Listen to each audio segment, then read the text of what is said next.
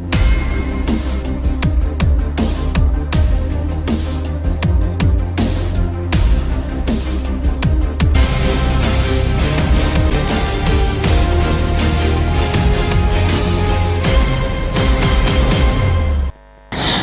and welcome. This is ASO TV News. I am Tina Oje-Achi.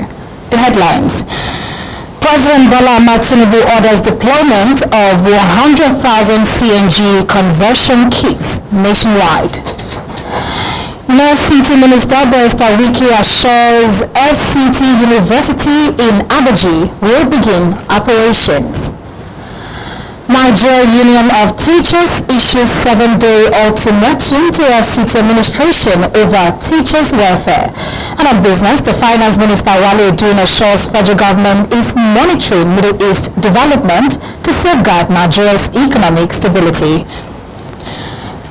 And now the news in detail.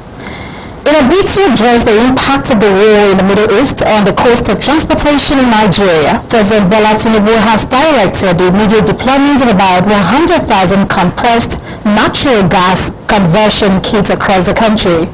The executive chairman of the Presidential Initiative on Compressed Natural Gas, Ismail Ahmed, disclosed this after meeting with the president at the State House, Abuja.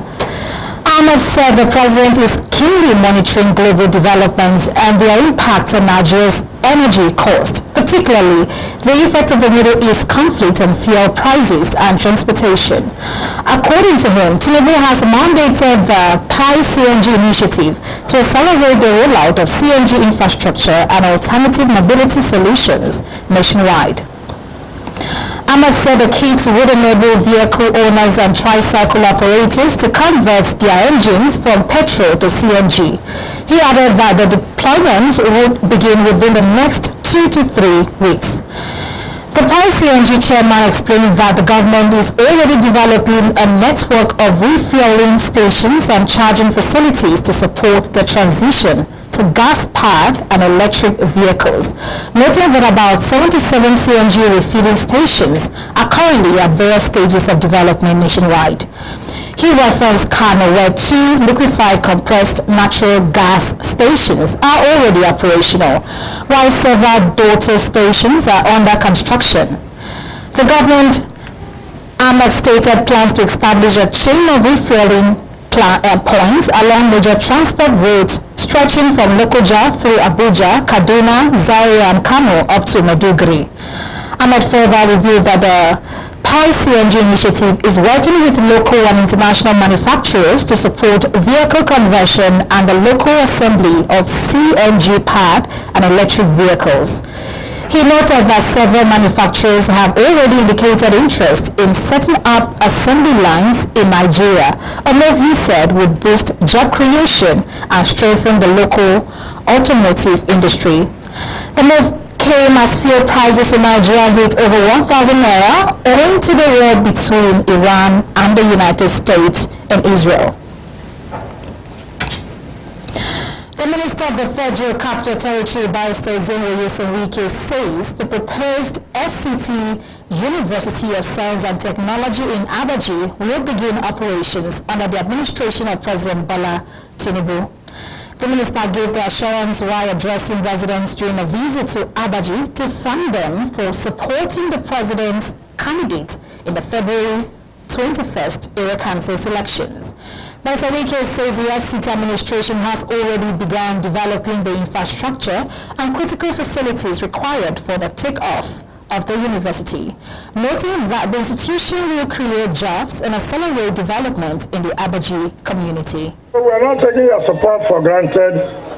We must have to appreciate what it takes for people to keep to their words. I'm happy what the chairman of council and the elected chairman has said. Politics is give and take. Yes. Time is over when people will come and tell us stories. After the end, you don't say anything. This time around, you must show to the people that you give them good governance. You don't come and tell people when you are voted, you will do this, you will do that. At the end of the day, nobody sees you again. Right from when Mr. President was inaugurated to when he appointed us, he had made sure that the Renew Hope agenda is not just in talking, also in practice. The minister needs in the area, including tackling gully erosion affecting 2 communities, reactivating an abandoned 15-kilometer road, and constructing the Gurara Market Bridge.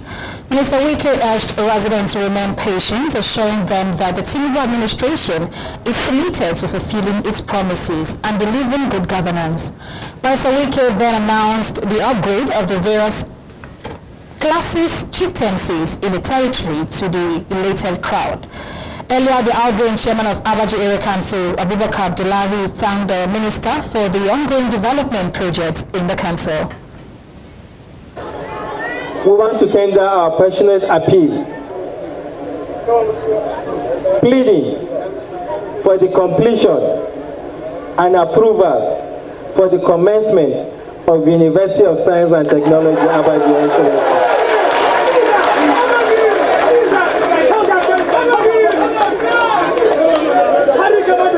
Your Excellency,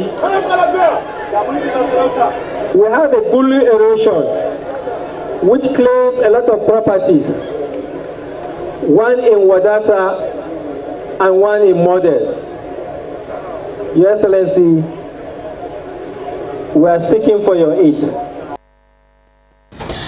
In the Federal Capital Territory, the Nigerian Ministers' Wives Forum has renovated key sections of the Zuba General Hospital as part of effort to support healthcare delivery in the area. The intervention, which also included the distribution of food items to women in the community, is aimed at improving medical services and supporting vulnerable groups during the Ramadan and Lent seasons. Usman Katun Umar reports. The Nigeria Ministers' Wives Forum has officially handed over newly renovated facilities at the Zuba General Hospital in the Federal Capital Territory. The intervention covers the hospital theatre, doctors' call rooms and toilet facilities, all refurbished to improve the working environment for medical personnel and the quality of care provided to patients. Vice Chairman of the Forum, Mrs. Azizat Kemi Alausa, says the project is an initiative inspired by Nigeria's First Lady, Senator Oluremi Tinubu, and is designed to strengthen healthcare services in communities across the capital. We came here, we started with calling to find out what we can do for the month of Ramadan and Lent. And then when we got here, we realized that we can help, especially because it's a mother and child ward, that if you touch a child, you touch the whole nation. So we decided to look at their needs and help them to refurbish it for the month of Ramadan and Lent. And I feel fulfilled, and I wish what we have contributed and what we have done will be beneficial to the beneficiaries and will be beneficial to humanity as well. Mrs. Alausa notes that the forum also disbursed food items to more than 300 women in Zuba community in the spirit of compassion associated with the Ramadan and Lent seasons. Also speaking at the event, the Mandate Secretary of the FCT Health Services and Environment Secretariat, Dr. Adedolapo Fashawe, says the gesture reflects a commitment to social welfare and support for the health sector. She calls on other organizations and well-meaning Nigerians to partner with government in improving healthcare services for residents. Like any other day, but it has become a very special day for the people of Zuba, staff and patients of Zuba General Hospital. The Nigerian Ministers' Wives Forum came together to visit this hospital with me a couple of days ago in order to see how many beds there are. They were planning to give food stuff and just visit the patients in the spirit of the season. Ministers' Wives Forum did so much that will last beyond today. Medical Director of Zuba General Hospital, Dr. Isa Bulama, describes the support as life-transforming, noting that the upgraded facilities will enhance service delivery at the hospital.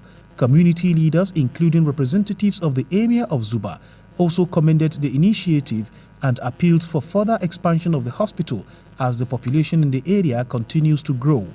The event attracted ministers' wives, government officials, and health sector stakeholders, with the inauguration of the renovated wards making the high point of the ceremony. Usman Khatun Umar, ASO Television News.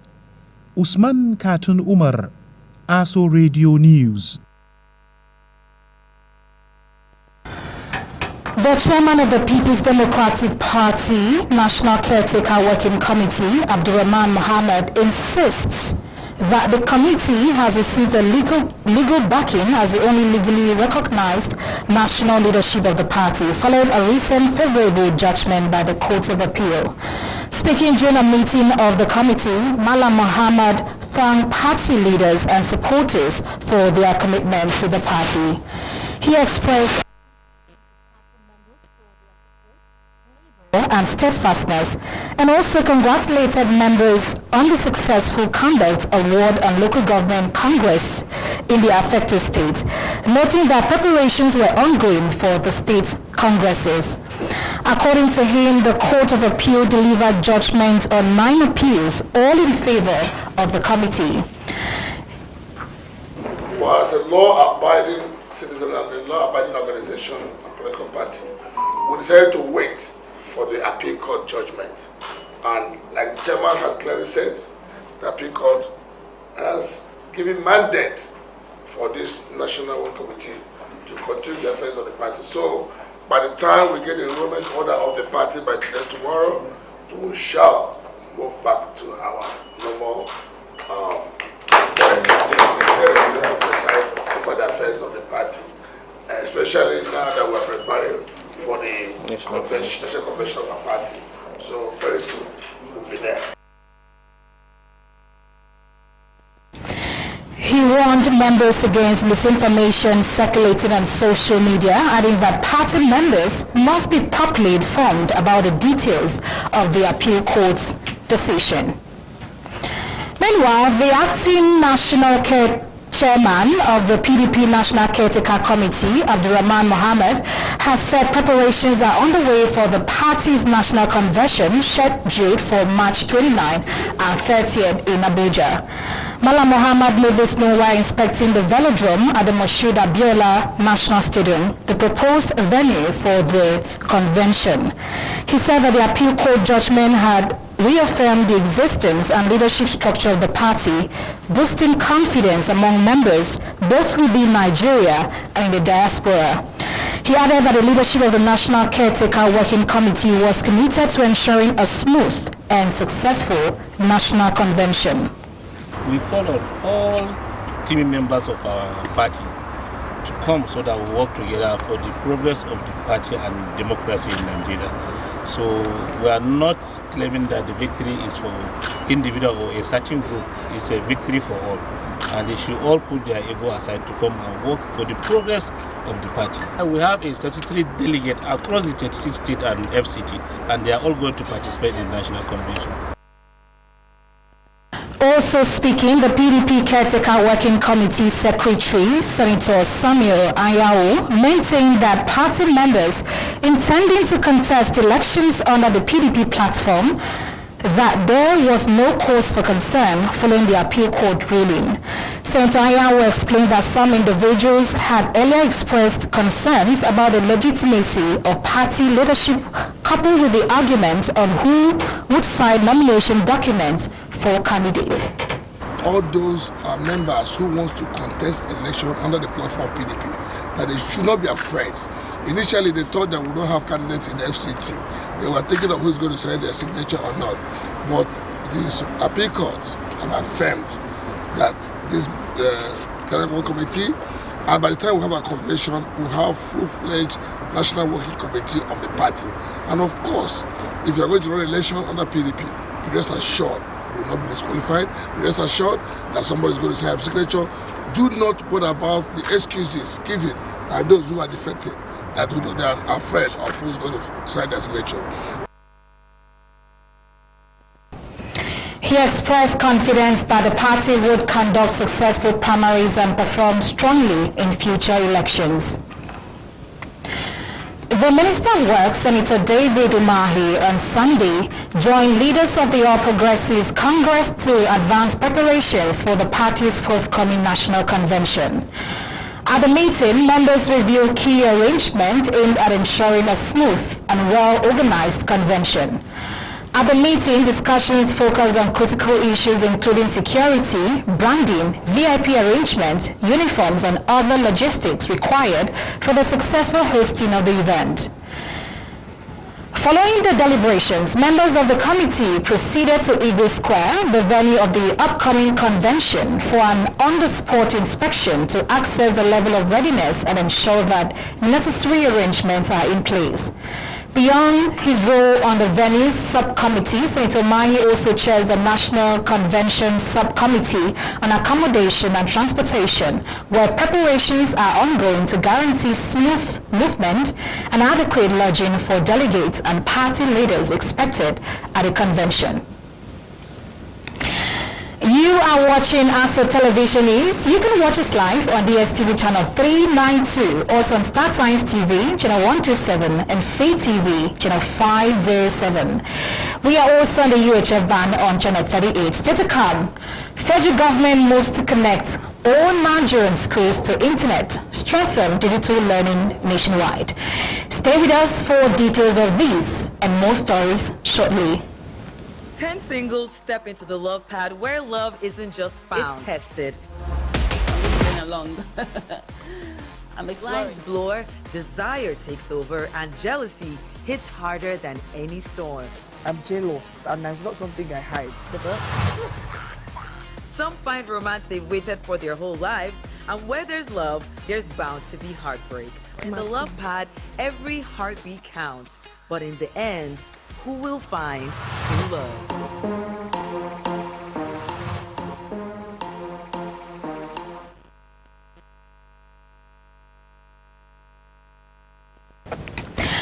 Thanks for joining us again. The federal government has taken decisive steps to connect schools across Nigeria to reliable internet services as part of a major initiative to strengthen digital learning, expand access to modern educational tools, and harness technology, including artificial intelligence, to improve the nation's education system.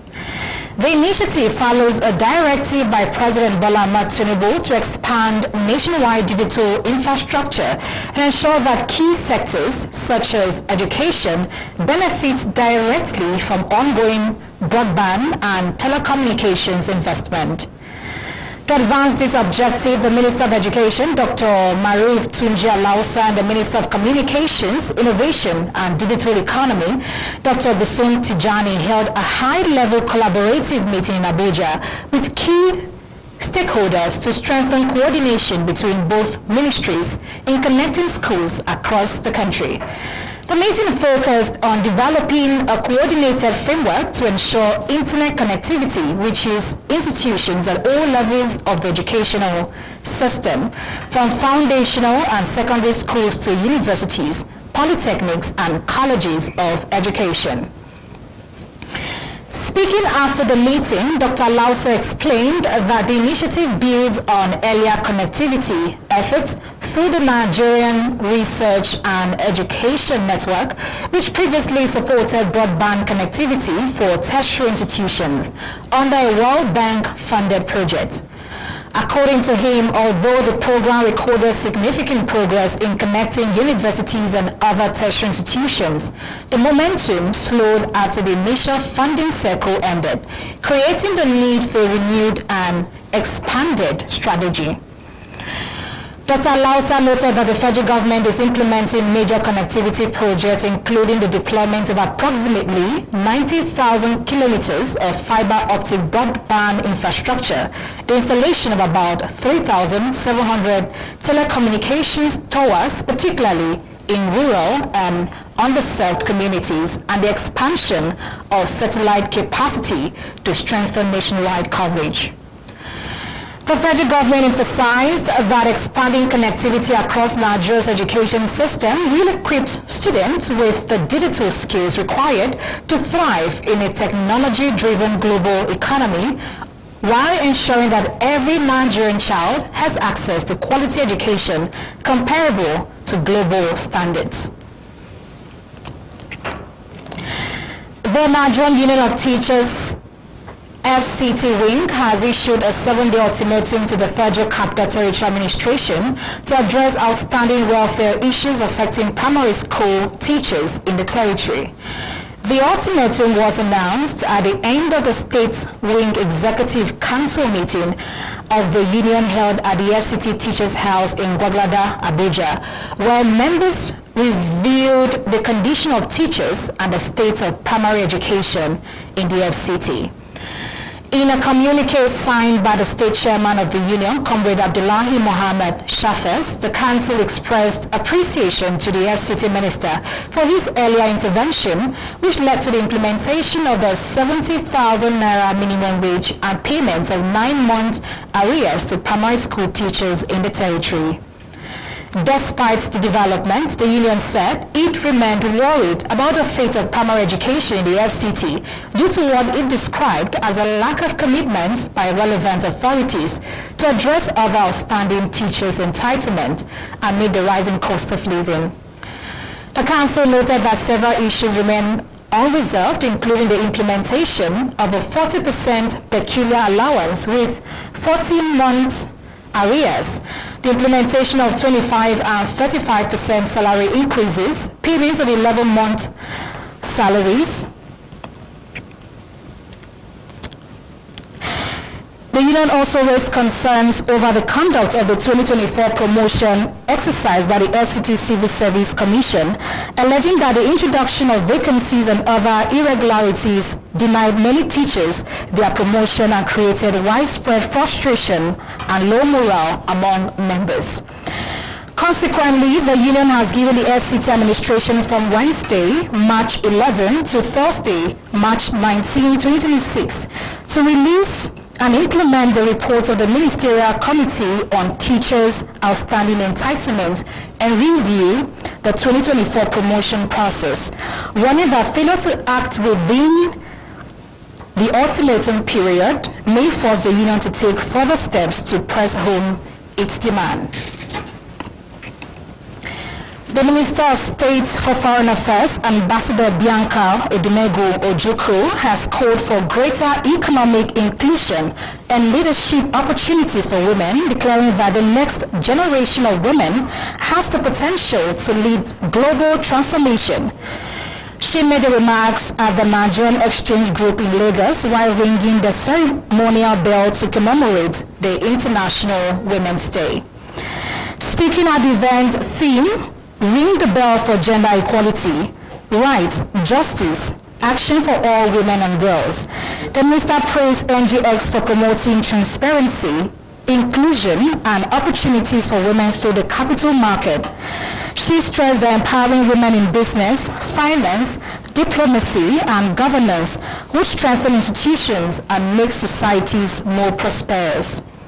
She described the moment as personally significant, noting that her late father-in-law, Chief Lewis Odumegu Ojukwu, served as one of the founding presidents of the Nigeria Stock Exchange.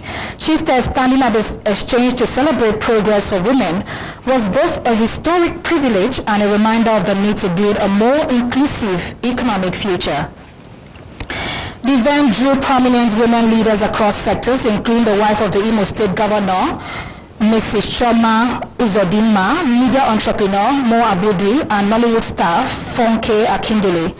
NGS Group President Temi Popola also urged greater participation of women in the capital market, noting that when women rise, economies grow stronger.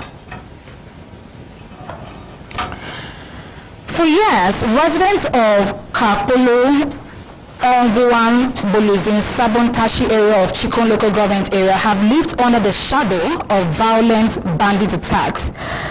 While headlines often focus on numbers, the killed, the kidnapped, the deeper story is one of emotional trauma sleepless nights, and a community struggling to heal. Beyond the statistics, survivors of banditry attacks say the psychological scars remain long after the gunshot fade. In early confirmed reports between 2021 and 2022, Ungwambulus witnessed mass kidnappings, including incidents where over 24 residents were abducted and several killed after ransom demands were unmet. The 2023 attack reopened wounds that had barely healed. Sunana Friday Adams daga Kapolo, Ungwambulus ta Sabon Tasha ta cikin karamar hukumar Chikun Local Government, Kaduna State. Kamar area mu inda aka shigo on the 2023 aka shigo mana around 5 to 5:30 an shigo wannan kidnappers suka shigo mana suka kwashe mutane, wasu kuma aka kakashe wasu kuma sun jikata.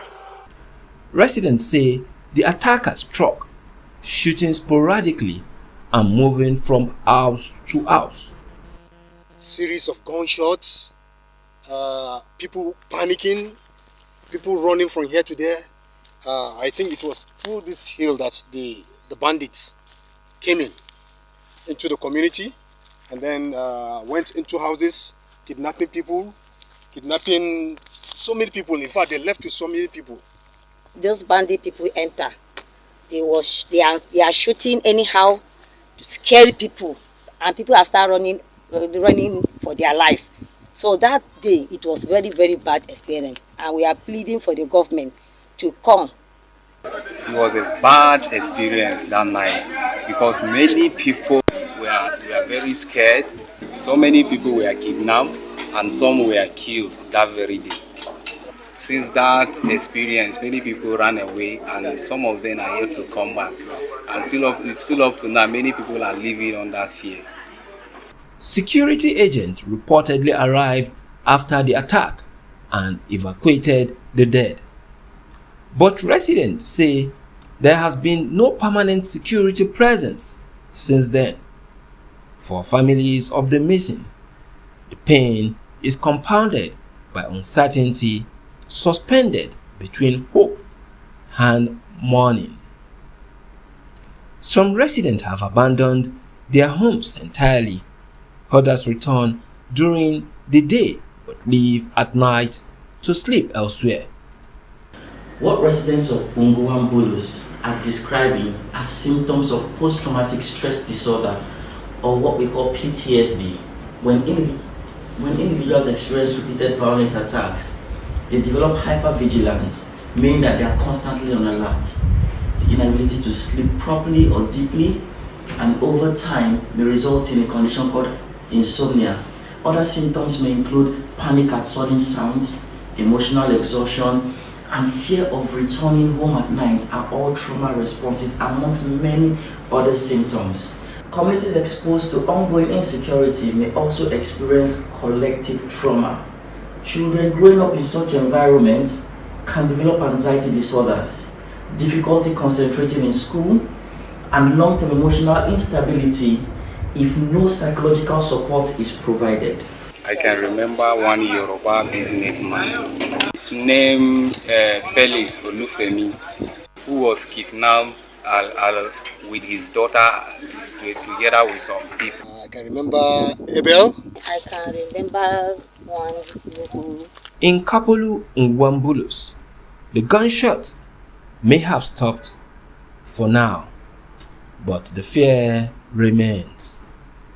And until security and psychological support reach this community, many here say peace is still out of reach. Isanu, ASO Television News. The Inspector General of Police, IGP Olatunji Desu, has commended gallant officers of the Kwara State Police Command and detectives of the Intelligence Response Team following the successful arrest of 32 suspected bandits linked to kidnapping, cattle rustling, and other violent crimes, as well as recovery of arms and ammunition. IGP Desu gave the commendation during an operational visit to Kaima in Kwara State. According to a statement issued by SP Adetuan Ejire Adeyemi, Police Public Relations Officer of the Kwara State Police Command, the arrests were made during sustained intelligence-led operations targeting criminal networks operating within forest corridors and rural communities across the state. SP Ejire Adeyemi said in a joint operation by the Kwara State Police Command and the Intelligence Response Team, the suspects were apprehended during coordinated raids on criminal hideouts, adding that investigations revealed that the suspects belonged to different gangs using forests around Awi, Kaima, Patigi, Egbubu, Saraji, and Babamla as operational hideouts. Speaking during the visit, the IGP noted that the arrests were the outcome of coordinated operations by the Nigerian Police Force and other security agencies aimed at dismantling criminal networks operating within forest locations across the region. He commended the officers for their professionalism and urged residents to continue providing credible information to security agencies. The Nigeria Civil Aviation Authority has granted an air operator certificate to Enugu Air, clearing the airline to begin scheduled flight operations in Nigeria. The certificate was presented on March 10 at the authority's headquarters in Abuja. Director General of Civil Aviation, Chris Najomo, described the development as a major step towards strengthening Nigeria's domestic aviation sector, noting that while the NCAA is working to make certification processes more efficient, all operators must strictly comply with safety and operational standards. Najomo warned that failure to maintain the required standards could lead to the withdrawal of the certificate. He also commended the NCAA technical team and the airline's management for their commitment throughout the rigorous certification process, which included operational demonstrations, documentations, review, and multiple evaluation stages. Responding on behalf of the airline, Captain Tolu Ita described the certification as a dream come true and expressed appreciation to the NCAA for its guidance during the process. Senior NCAA officials and representatives of the Enugu State government attended the ceremony. Nigeria and Ghana have signed a cooperation agreement to strengthen search and rescue operations for aircraft in distress. The agreement was signed between the Nigeria Aviation Authority and the Ghana Civil Aviation Authority. Director General of Civil Aviation in Nigeria, Chris Najomo, signed on behalf of the Nigerian government, while Director General of the Ghana Civil Aviation Authority, Stephen Wilfred Otho, signed for Ghana. Speaking at the ceremony, Najomo said the agreement strengthens the aeronautical search and rescue framework of both countries and enhances operational cooperation. He noted that search and rescue operations are not only a regulatory requirement under International Civil Aviation Authority standards, but also a humanitarian responsibility shared by all countries involved in international aviation. According to him, the agreement establishes clear procedures for alert notifications, coordination between rescue entries, rescue centers, and mutual assistance during emergencies within both countries' search and rescue regions. Najomo added that the initiative aligns with the aviation development agenda of Nigeria's Minister of Aviation and Aerospace Development, Festus Keyamo, which prioritizes improved safety oversight and stronger regional collaboration in Africa's aviation sector. And on business, the Finance and Coordinating Minister of the Economy has assured that the federal government remains committed to safeguarding Nigeria's economic stability while closely monitoring escalating geopolitical tensions in the Middle East involving the United States, Israel, and Iran. The minister gave the assurance when he chaired the meeting of the economic management team to assess the impact on Nigeria's economy and the Naira for Crude policy coordination meeting to review energy market development and their domestic implications. While noting that the situation remains fluid with global market uncertainty driven by concerns over disruptions to critical energy supply routes. Mr. Edun disclosed that volatility in global energy market is already driving increases in domestic prices, including fuel, diesel, cooking gas, and fertilizer.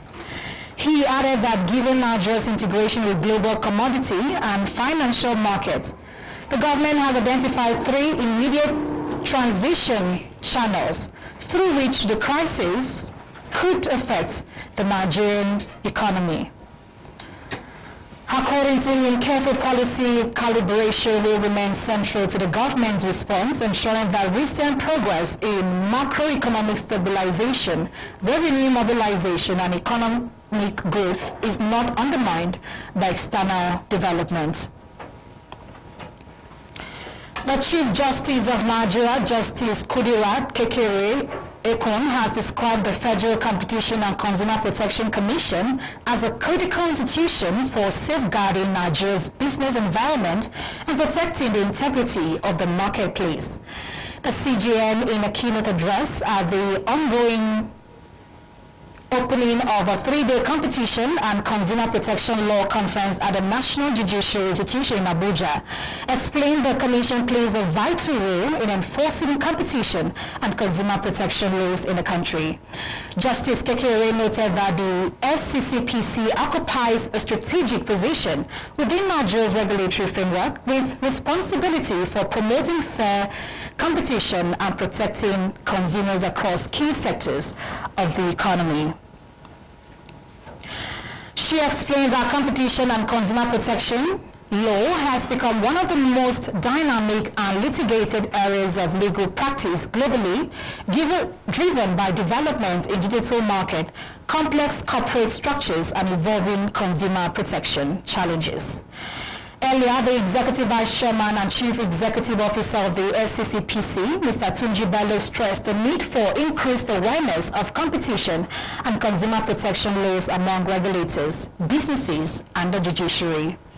While noting that competition law often finds its most practical expression in the courtroom, where legal principles governing markets are tested and interpreted, the FCCPC chief highlights that the FCCPA 2018 established a comprehensive national framework for regulating anti-competitive conduct and protecting consumers.